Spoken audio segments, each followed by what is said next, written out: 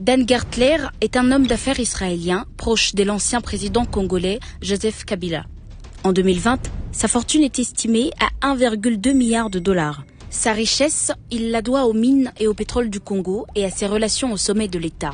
Dans les années 2000, en pleine guerre avec le Rwanda et l'Ouganda, il obtient d'abord un monopole pour la vente de diamants du Kasaï.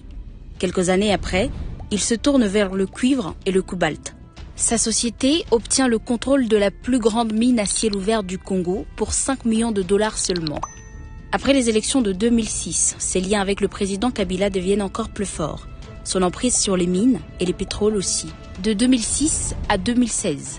Du zinc de Kipushi au cobalt de Mutanda en passant par le pétrole du lac Albert, il n'y a pas une zone riche du pays qui lui échappe. Comment fait-il ? Il achète les mines à des prix souvent trop bas auprès de sociétés étatiques comme la Gécamine, puis il les revend peu après aux grandes multinationales pour beaucoup plus cher. En 2017, les États-Unis ont sanctionné Dan Gertler et ses nombreuses sociétés pour corruption.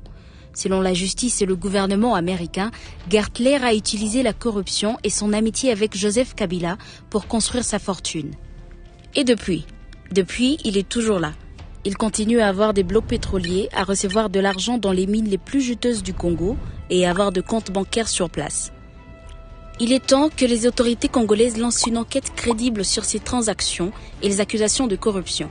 En attendant, le président Félix Tshisekedi devrait geler les avoirs du réseau Gertler, comme il l'a fait pour d'autres entités sanctionnées. Les ressources naturelles du Congo ne sont pas à brader. Le Congo n'est pas à vendre.